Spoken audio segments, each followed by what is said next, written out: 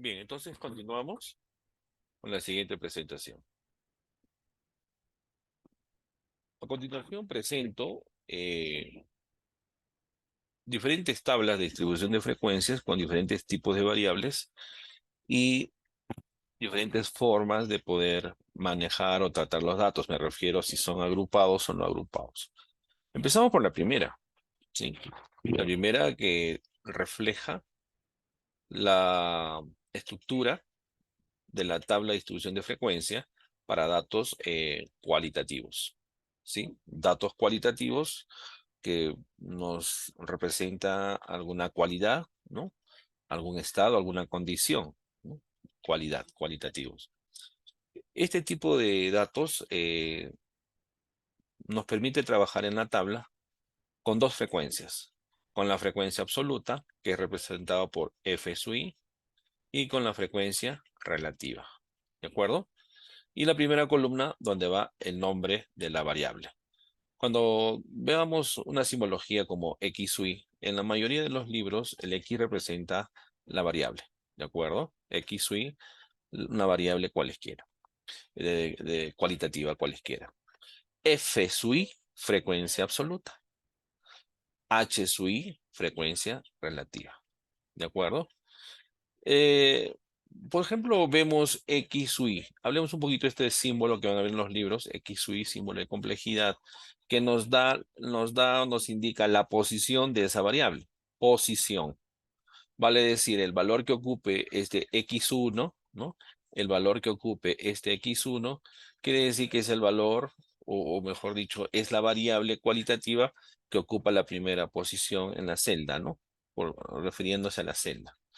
Y la variable que observemos acá, ¿no? Vamos a un ejemplo, ¿ya? Estado, estado civil del ciudadano, ¿no? Pues, en esta celda podría ir la palabra soltero, ¿no? Soltero. En esta celda podría ir la palabra soltero, casado. En esta celda podría ir la condición viudo. Y en la siguiente celda podría ir la condición divorciado, ¿no es cierto? Soltero, casado, viudo, divorciado. Entonces, la simbología X1, X2, X3 se refiere a la situación o al estado de esa variable. Por ejemplo, X3 se refiere al estado viudo, ¿no? A la situación de ese ciudadano que es viudo. X2 a la condición del ciudadano que es casado, ¿no? X1 se refiere a la condición del ciudadano que es soltero. Entonces, estas estructuras, con esa simbología y esos valores, nos indican las posiciones respectivas de las variables y de las frecuencias, ¿ya? Entonces tenemos F1, F2, F3, ¿de acuerdo? También tenemos acá H1, H2, H3. Lo importante de esto es que hay que recordar y aprender a leerlos, ¿no? X sub i, la columna de las variables. F sub i, la columna de los valores de las frecuencias absolutas. H sub i, la columna de los valores de las frecuencias relativas. Importante, sí. Importante. ¿Por qué? Mire, a continuación le voy a presentar como a modo de ejemplo, por qué toco ese tema y por qué es importante, ¿qué te digo? Verlo. Mira, ve, te presento en pantalla. Este es un libro de la Universidad de Lima, libro de estadística, que pide la interpretación, en este caso, mira, ve, el F sub 3, el H sub 5, minúscula, minúscula. Luego vemos el F sub 2 mayúscula, el H sub 6, H mayúscula y sub 6, ¿ves? Posición 6. Entonces, ahí el autor nos está refiriendo, ¿no? La interpretación de la tercera frecuencia absoluta, la interpretación de la quinta frecuencia relativa, la posición 5, la interpretación de la frecuencia absoluta acumulada, que ocupa la posición 2, ¿no? Y la interpretación de la frecuencia relativa acumulada de la posición 6. ¿Te das cuenta? Entonces, hay libros que trabajan con esa simbología que te va a solicitar las interpretaciones o que tú en tu redacción puedas referirte específicamente a qué valor de la tabla, de toda esa celda te estás refiriendo de esta manera, ¿de acuerdo? Con su simbología respectiva. Por eso ahí radica la importancia. En las tablas para datos o variables cuantitativos, que refiere cantidad, en este caso, para no agrupados, ¿no? Para no agrupados. Igual, ¿no? La primera columna, trata de aprendértela en ese orden. Si tú te la aprendes en este orden, cualquier libro o caso de estudio que se te presente, vas a poder afrontarlo porque ya sabes a qué se refiere. X sub i, la variable, F sub i, la frecuencia absoluta, H sub i, la frecuencia relativa, F sub i mayúscula es la frecuencia absoluta acumulada. O sea, vale decir, un ratito, quiero, aquí vamos a ver un ratito, quiero cambiar la, perdón, ahí está, ya. Eh, Esta frecuencia absoluta es la frecuencia absoluta simple y acá está su frecuencia absoluta acumulada. Esta de acá es la frecuencia relativa simple. Esta de acá es la frecuencia relativa acumulada. ¿Sí? Hay libros que lo enfocan en ese orden, hay libros y buenos libros que lo enfocan en ese orden. Hay otros libros que también son muy buenos y muy referentes que lo enfocan en orden diferente. O sea, no necesariamente siempre tiene que ir en este orden. Eso no va a ocurrir. Puede ir en cualquier posición las columnas, ¿sí? ¿De acuerdo? Pero lo importante es que tú entiendas la simbología, cuál es la frecuencia absoluta, cuál es la frecuencia relativa, cuál es la frecuencia absoluta acumulada y cuál es la frecuencia relativa acumulada. Vamos a ver algunos ejemplos un poquito más adelante, pero veamos la estructura, el trasfondo que hay en estas tablas. Importante detenernos un poquito para entender estas tablas. ¿Por qué? Porque como te decía hace un momento en el video anterior, es un tema, es uno de los primeros temas que aprendemos, que nos enseñan, pero también no a veces y muchas veces no le damos la debida importancia. Son tablas que muy poderosas, muy utilizadas, y si las usas bien, las entiendes, vas a tener buenas interpretaciones, buenas conclusiones y, ¿por qué no?, unas buenas recomendaciones que puedas dar. ¿Ya? Entonces, esa es la estructura, el trasfondo que tienen las tablas de distribución de frecuencias. En este caso, para datos cualitativos, datos cuantitativos no agrupados. Y ahora veamos dato cuantitativo también, pero agrupados, ¿ves? Agrupados, ¿no? Y ya habíamos hablado sobre los datos agrupados, que si estamos en esta dimensión, se activan conceptos, definiciones, como cuáles. Uno de ellos, la variable, ¿no? ¿Qué variable vamos a trabajar? Muy bien. En el caso anterior estuvimos hablando por los ingresos diarios, ¿no? Ingresos diarios, ¿no? Los agrupábamos de un valor hasta otro valor, ¿no? Al primer valor se le conoce como límite inferior, límite inferior. A su par ordenado que le acompaña, límite superior. ¿De acuerdo? Entonces, esta es la posición del límite, del primer valor que ocupa el límite inferior de la primera clase, de la primera clase. Y este de acá, por ejemplo, es el segundo valor que ocupa el límite inferior de la segunda clase. Este de acá es el valor, ¿no?, del límite inferior de la tercera clase, y etcétera, y así sucesivamente.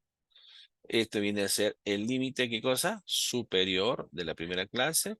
Este es el valor del límite superior de la segunda clase.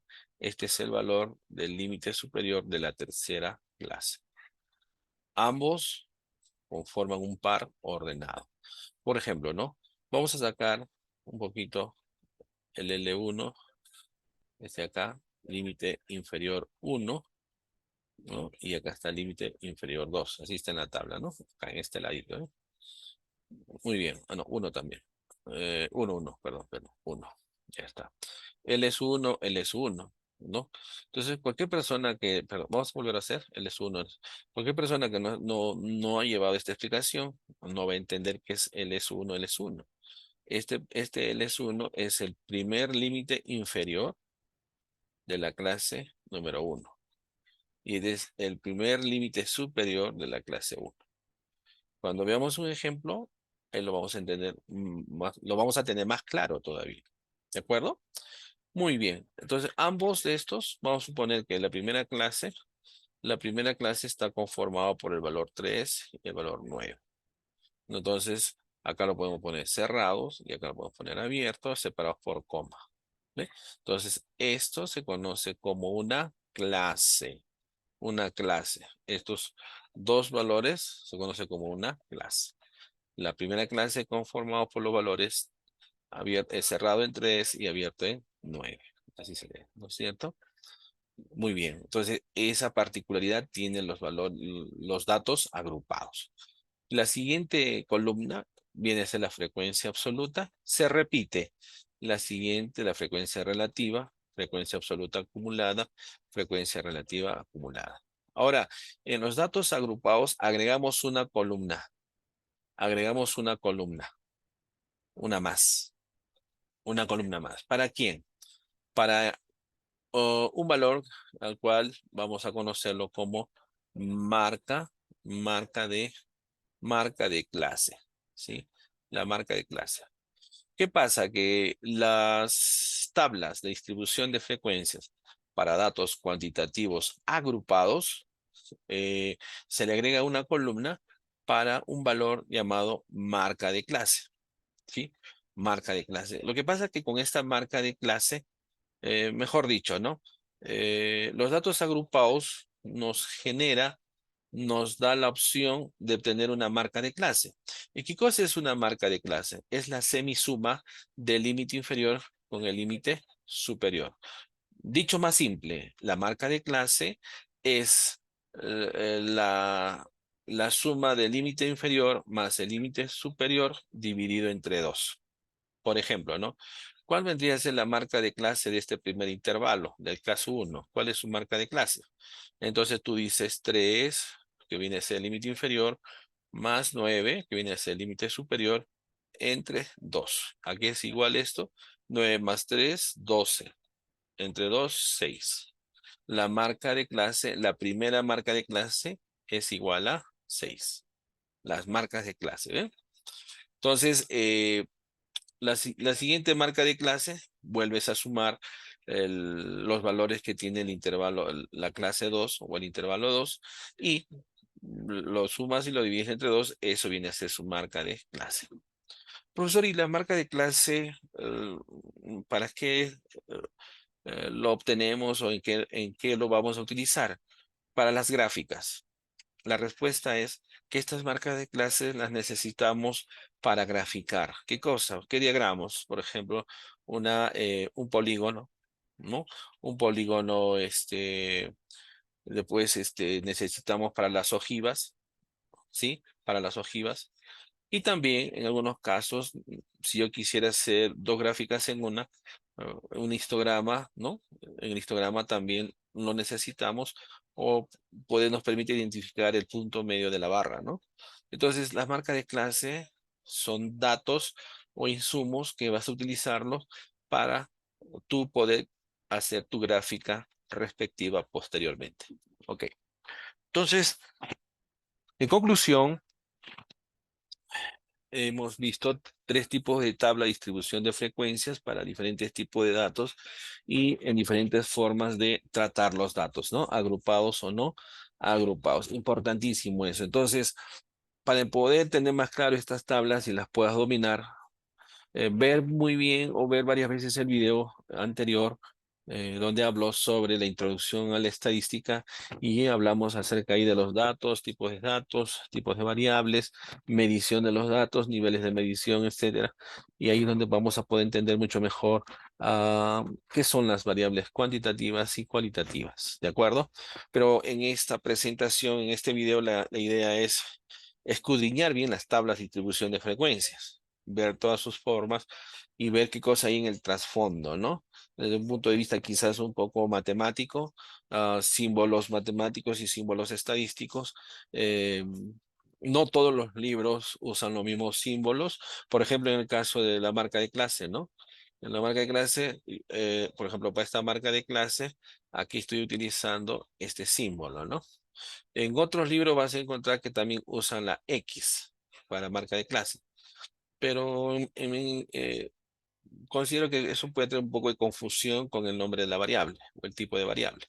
Entonces, por eso es que utilizamos este símbolo, ¿no? Y donde nos da a entender la marca de clase. ¿Ok? Muy bien. Entonces, hemos visto las estructuras de las tablas de distribución de frecuencias. En conclusión, ¿qué podemos resumir, ¿no? De las tablas? Bueno, mecánicamente o estructuralmente vemos que las tablas de distribución de frecuencias están formadas por filas y columnas, ¿no? Filas y columnas, ¿no? Vamos a resumirlo así, filas, ¿no? Y columnas, ¿no? Columnas, ¿no? Tabla de distribución de frecuencias, que contienen o abarcan las variables, ¿no? Las variables y también las frecuencias, ¿no? La frecuencia absoluta, la frecuencia relativa, ¿no? Para el caso de una variable cualitativa, abarca esas dos, la frecuencia absoluta, la frecuencia relativa y la variable. Por decirlo así, una tabla con tres columnas, ¿ya? Ahora, para una tabla de distribución de frecuencias, para datos cuantitativos, para datos no agrupados, también es una tabla de filas y columnas, cuya columna, por decirlo de alguna manera, la primera columna contiene los datos de las variables. La siguiente, la frecuencia absoluta, ahí vemos su símbolo. La que sigue, la frecuencia relativa, vemos su símbolo, frecuencia absoluta acumulada, su símbolo, que se diferencia con la absoluta, ¿no? La F minúscula y la F mayúscula, ese es el cambio, ¿no? Y la frecuencia relativa acumulada, ¿sí? Entonces, estos símbolos en la mayoría de los libros son utilizados, en la mayoría.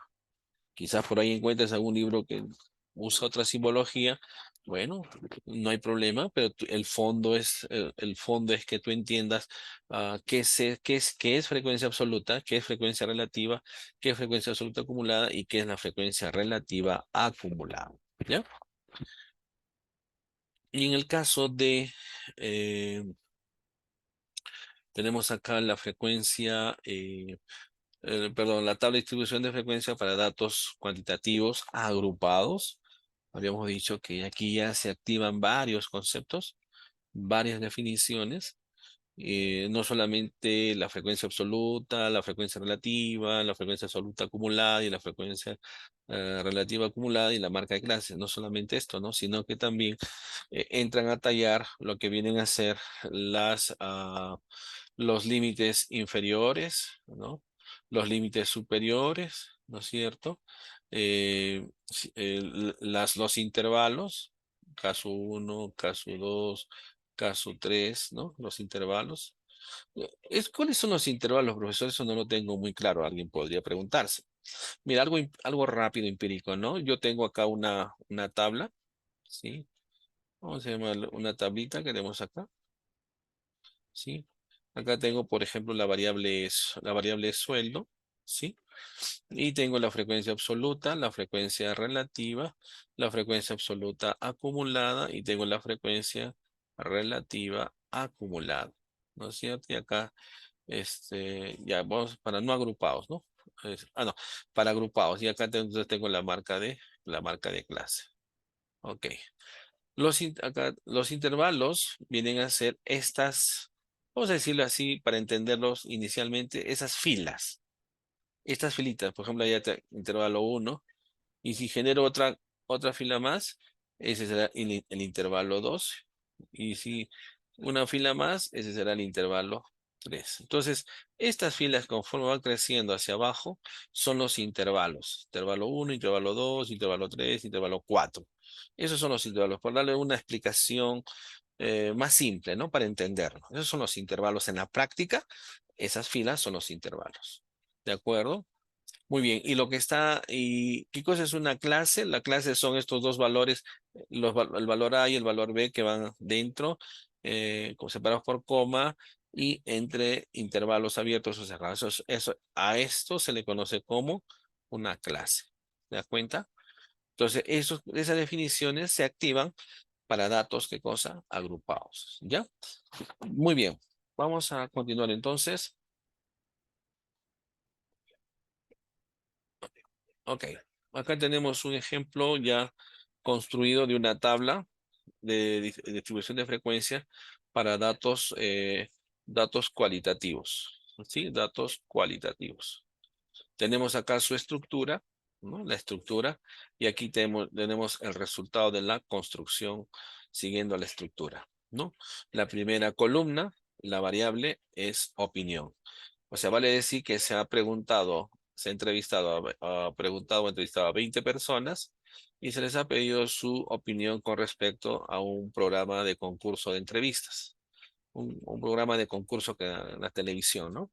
Entonces, la primera persona dice que ese programa es bueno, segunda persona dice que el programa es bueno, la otra persona dice que el programa es regular, la otra persona dice que el programa es bueno. Estas son las respuestas que dan las personas, ¿sí? A cual conocemos datos. Datos. Esto no es información todavía, son datos, ¿ya? Bueno, M de malo, ¿no? Otra M de malo, así. Esas son las opiniones de 20 personas que califican, ¿no? O le dan una condición a cierto programa. Entonces, ¿qué hacemos? Lo que hay que hacer es contar, saber cuántos hay de cada tipo de opinión. O sea, vale decir cuántos son buenos, cuántos han dicho que eso es regular y cuántos han dicho que son malos. Entonces, habría que contar cuántos son buenos, todos los que son Bs, ¿no? Y contamos, ¿no? Una B, dos B, tres B, cuatro, seis, ocho, nueve, hay 10 Bs, ¿no? 10. ¿Y cuántos han dicho que son R? Una R, dos R, tres R, seis Rs. Encontramos seis Rs que representa regular. ¿Y cuántas Ms, no? Una M, dos M, tres M, hay cuatro M, ¿ves? Cuatro Ms.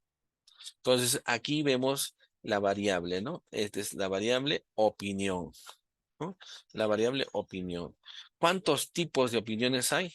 En este caso hay tres tipos de opiniones: buenos, regulares y malos. Estos son los tipos. Y la frecuencia absoluta nos dice cuántos han dicho que son buenos. Vale decir, ¿cuántos son de tipo B? 10. ¿Cuántos son de tipo R? 6. ¿Cuántos son de tipo M? 4. Total, ¿cuánto nos da? 20. ¿No? Es así como debemos. Entonces podemos interpretar y decir, de los entrevistados, 10 consideran que el programa es bueno. De los entrevistados, 6 personas consideran que el programa es regular, ¿no? De las personas entrevistadas, 4 consideran o califican el programa como malo. Total de entrevistados, 20. ¿Ve? Eso es lo que podemos ver aquí, la frecuencia absoluta. Así definimos bien simple. ¿Qué cosa es la frecuencia absoluta? Es la cantidad de ese tipo de variable. La cantidad de ese tipo de variable. ¿Y qué cosa es la frecuencia relativa? ¿No? ¿Qué es la frecuencia relativa? La frecuencia relativa no es otra cosa que la frecuencia absoluta expresado en porcentaje. Repito, la frecuencia relativa es la frecuencia absoluta expresado en porcentaje. Expresado en porcentaje. Interesante, ¿no? ¿Y cómo saco ese porcentaje? Tú dices 10 entre 20%. 10 entre 20%. 10 entre 20%, ¿no? ¿Cuánto te va a dar? 50%, ¿eh? Acá está 50%. 6 entre 20%, 30%. 4 entre 20%, 20%. Si tú sumas estos porcentajes, te debe de dar ¿cuánto? 100%. Esta es la frecuencia relativa. ¿Cómo lo interpretamos? El 50% de los entrevistados consideran que el programa es bueno. El 30% de los entrevistados consideran que el programa es regular y 20% de los entrevistados califican al programa como malo. ¿Ve? Entonces, una de las características que tienen las variables cualitativas, que las podemos trabajar con las absolutas y las relativas. No podemos entrar un poquito más ahí a la siguiente frecuencia acumulada, porque no podemos acumular variables cualitativas tal como lo estamos presentando. Una cualidad no podemos acumular. En cambio, si fuera una cantidad, las cantidades sí son acumulables.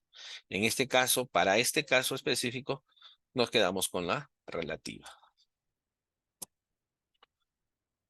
¿Qué más? Acá tenemos un ejemplo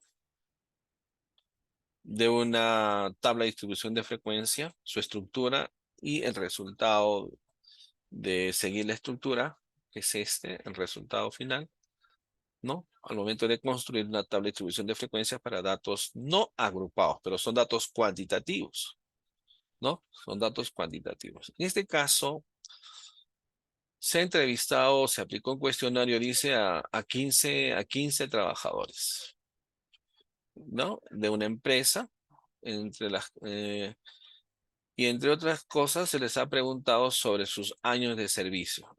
La variable, años de servicio, ¿eh? Años de servicio, ¿eh? Años de servicio en la empresa. Las respuestas fueron las siguientes.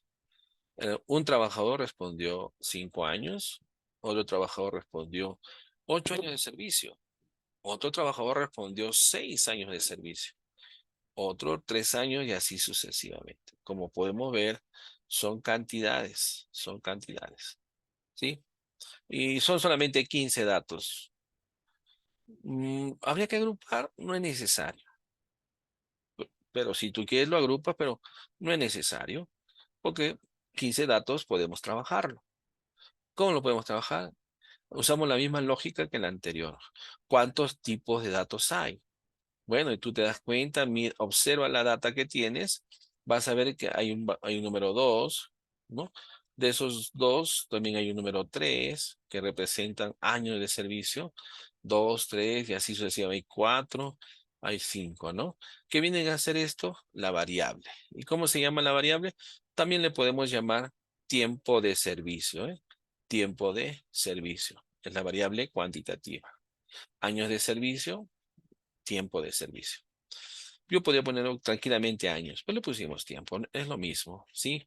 Tiempo de servicio de 2 años, de 2 años, de 3 años, de 4 años, de 5 años, de 6 años y de 8 años. Es lo que hay en nuestras encuestas. Aplicamos la frecuencia absoluta y tú recuerdas, y la frecuencia absoluta viene a ser la cantidad del tipo de variable. Vale decir, cantidad de 2. ¿Cuántos hay que han servido 2 años en la empresa? Empiezas a contar, ¿no? Empiezas a contar. Acá hay 1, acá hay 2 y acá hay 3. Ya, hay 3. Los que han servido 2 años son 3. Ya, entonces aquí está, ¿ve? 3 años, ¿eh? Y así sucesivamente te preguntas, ¿no? ¿Cuántos hay en la empresa que tienen 3 años de servicio? 3 años de servicio. Entonces vas a tener que contar los 3, ¿no? Uno, ¿no? 1, 2 y 3. Ya. También hay 3, ¿eh? 3. Y así traslada los valores. De 4, 1, de 5, 5, de 6, 2, de 8, 1. Eso es todo. Total, ¿cuánto? 15 años, ¿no? 15, perdón, 15 trabajadores, ¿no? N es igual a 15 trabajadores. Siempre el total de la frecuencia absoluta te tiene que dar el total de los encuestados, o mejor dicho, el total de la muestra con la cual estás tú trabajando. ¿Ya? Entonces, luego viene la frecuencia relativa. ¿Qué habíamos dicho que es la frecuencia relativa? La frecuencia relativa viene a ser la frecuencia absoluta, ¿no? La frecuencia absoluta expresado en porcentajes. Vale decir 3 entre 15 por 100, ¿no? En este caso te sale 0,20. 3 entre 15, 0,20. Pero si tú lo multiplicas por 100, va a ser 20%. ¿sí? Si tú es válido también expresarlo en decimal. Ojo, acá hay una diferencia, ¿ya? Hay que tener mucho en cuenta. O sea, procedimentalmente es correcto, 0.20. ¿De acuerdo? Pero para la interpretación, como que no podemos interpretar y decir, ¿no? 0.20 de los entrevistados, ¿no? O sea, de los entrevistados, el 0.20 eh, tiene tiempo de servicio de 2 años. 0.20, no podemos decir. No se ve bien, no se escucha bien. No sé, no. ¿Cuánto será pues 0.20? 0.20 de los entrevistados tienen tiempo de servicio 3 años. 0.20. Entonces, para evitarnos ese problema, es mejor expresarlo en porcentual. Diríamos, el 20% de los entrevistados, ¿no? Tienen 2 años de tiempo de servicio en la empresa. El 20% de los entrevistados tienen 2 años sirviendo en la empresa. ¿Eh? Qué diferente. O sea, procedimentalmente está bien, pero se te recomienda que ya lo conviertas a porcentaje. ¿De acuerdo? Luego viene la frecuencia absoluta acumulada y la frecuencia relativa acumulada. Aquí no hay marca de clase, date cuenta. No hay marca de clase porque los datos no son agrupados, simplemente están en forma de serie, no agrupados, ¿no? Están así hacia abajo, nada más. ¿Se dan cuenta? Esa es la característica de los datos no agrupados. En cambio, los datos agrupados es diferente, ¿no es cierto? Es diferente. Muy bien, entonces ahí tenemos datos, tabla de distribución de frecuencia para datos no agrupados con variables cuantitativas. Muy bien, a continuación entonces vamos a ver la construcción de tabla de distribución de frecuencias para datos agrupados, ¿no? De variables cuantitativas, ¿no? Muy bien. Veamos entonces qué es lo que tenemos ahora, ¿ya?